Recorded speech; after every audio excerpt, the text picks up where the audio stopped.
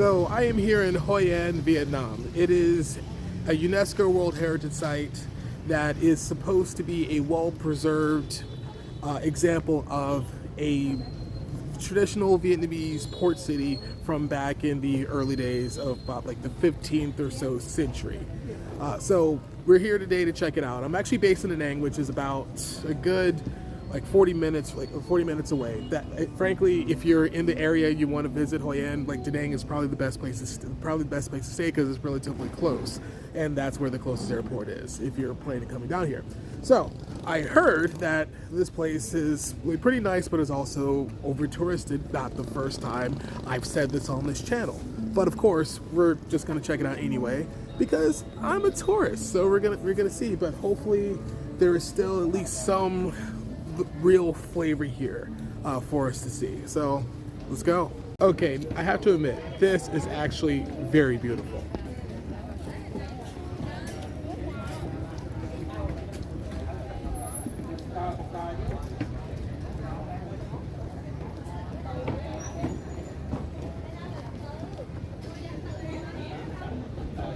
Okay, so now that was an example of the charm I was hoping to see when I came here. Unfortunately, in order to get here, you have to pass by, basically an outlet mall that's in the theme of an ancient Vietnamese port. Oop. I hope I caught that. I don't want to come off as like overly complaining or overly critical, but I say this fully understanding that people do have to make a living. But one of the things I don't like about some of these cities like this, or these towns or these sites, is how overly commercialized everything is. It's to the point where I made a comment earlier that it just feels like I'm at an outlet mall that has the theme of a Vietnamese port city versus I'm in a Vietnamese port city, or in an ancient Vietnamese port city, and there just have to be like normal shops like that you would see anywhere in the world. But it feels like some of these places start to feel the same, even though they're not. But it's just like how it's presented, how everything is kind of bucketed together. It's hard for me to really describe. But I think some of you who've been to this part of the world, or actually really anywhere, in these kind of like heavily touristed areas, I think you understand what I'm saying. I hope so. I hope I'm coming across clear.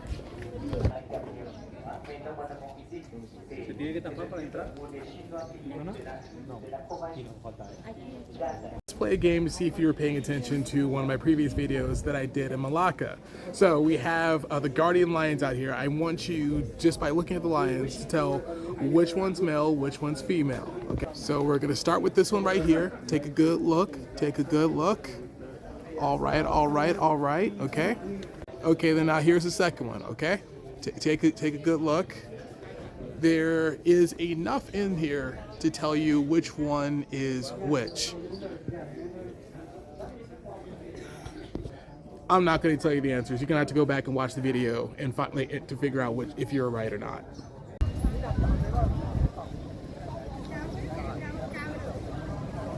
Yeah, all these boats were definitely not here earlier today. I think a lot of the visitors come here a little bit later on in the afternoon, because there's definitely more activity than there was earlier. All right, so our time in Hoi An is about to come to an end. I'm about to actually head back to the point where I got dropped off so I could call another grab going back to Da Nang. They're getting set up for the night market that happens here about every night at night. We're gonna miss that because honestly, we've seen more than our fair share of night markets on this trip. And I doubt there's anything too particular about this one that we haven't seen already. So overall, my thoughts overall, it's okay. As I said, for my taste, a little too commercialized from what I was expecting. As I said, I understand people got to make a living, and this is part of just being an area where tourists come, but I honestly felt it was a little bit overdone. Do I recommend you coming here? Depends on what you're looking for, honestly. I know for me, I probably wouldn't come back down here unless you really want to do those little boat rides where they kind of spin you around. I think I can find a clip of that somewhere. I know that's famous around here, but for me personally, not quite my speed. Again, it was kind of cool to kind of see some of the architecture, and there were some like nice parts, especially for me by the water, because I love the views by the water. But as I said, like, would I come back? Probably not. But is it worth the visit? Again, up to you. So until next time, I'll catch you later. Okay, I am now at Sun World at Ba Na Hills. Now I know I just finished griping about how touristy and over touristic Hoi An is, and so why am I here? Well, because it's been a while since I've been to a theme park, and I want to see what this place is all about. And I think there's a good view involved as well, and you know I love good views. So let's go.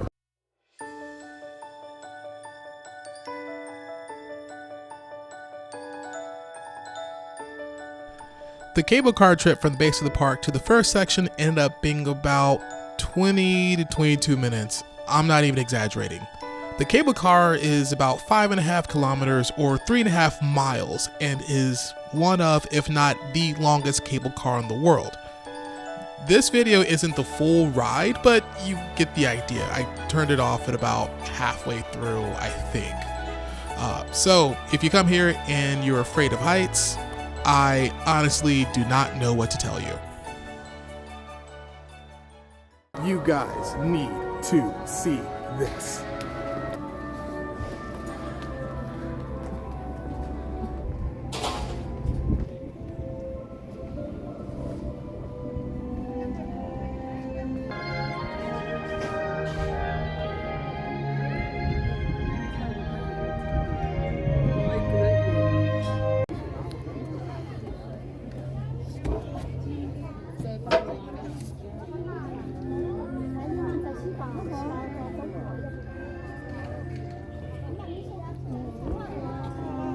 Okay, let's cover just a few logistics before we get going. The first thing is cost. So it costs about 1,250,000 dong, conversion below, to come to the park here. Well, that's the package I got. So what that includes was the entrance to the park, the use of the cable car both up and down, buffet lunch, and a ticket for one glass of wine at one of the spots. I have to check the ticket, see where I can redeem it. That was all included in there. And on my way up, before I got on the cable car, I got 2 tickets for for free beer at the Ba Na Beer House. So today has serious potential. Okay, let's go.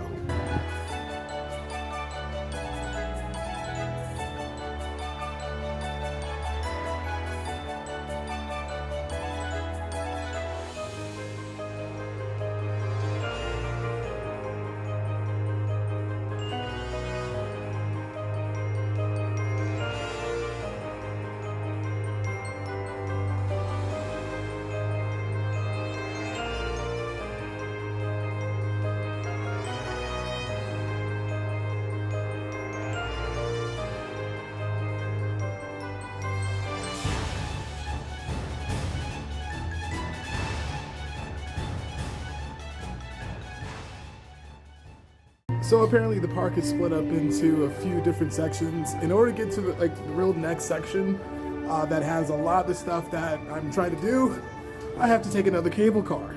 Oh, by the way, it is 9:30 and yeah, the tourist buses are starting to get here. So if you want as much of a free run of the place as you can get, I suggest getting here before 9:30.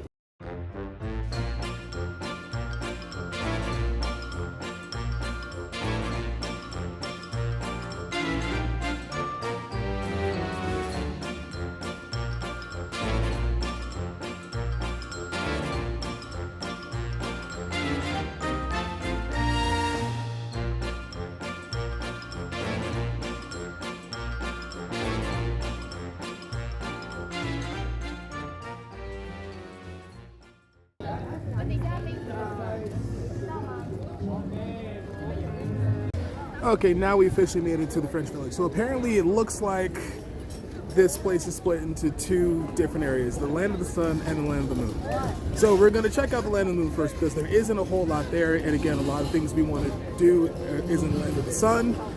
And I just need to kill some time before we get there. So let's see.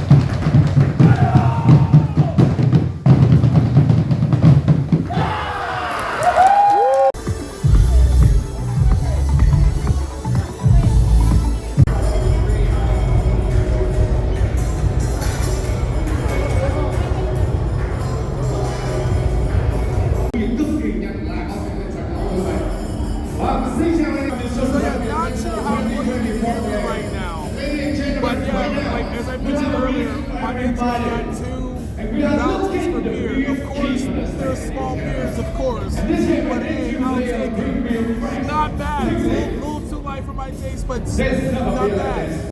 So I'm actually on my fourth drink here. I'm about to wrap up my fourth drink before I head to lunch. I actually had 2 more tickets. Like some random dude gave me his 2 tickets, but I'm trying to be responsible today because I still have a glass of wine with my name on it on my way out. But I love this place. Jingle bells, jingle, jingle, jingle all the way. Oh, and fun it is to ride in a one-horse open sleigh. Okay, so we've actually at this point seen most of the park. So what we're gonna do is we're just gonna like walk through Fantasy Park on the way back down so I can get my free glass of wine, and we're gonna call it a day.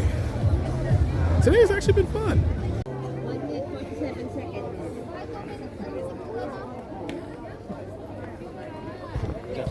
Yuck, it's so foggy up here right now. Can't see the beautiful view that's down there. But fortunately, we got here early enough where we could, so we're good.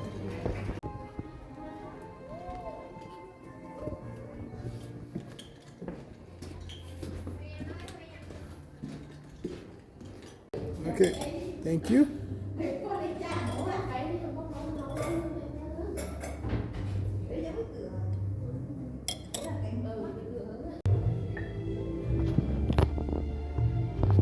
So today was actually a lot more eventful than I thought it was. Saw a lot more than I thought I would see up here. Got up here in a great time. I spent, what, 7 hours here today? Pretty good. Anyway, it's about time for me to finish this glass of wine and head back to Da Nang. So, hope you enjoyed the ride. I'll catch you later.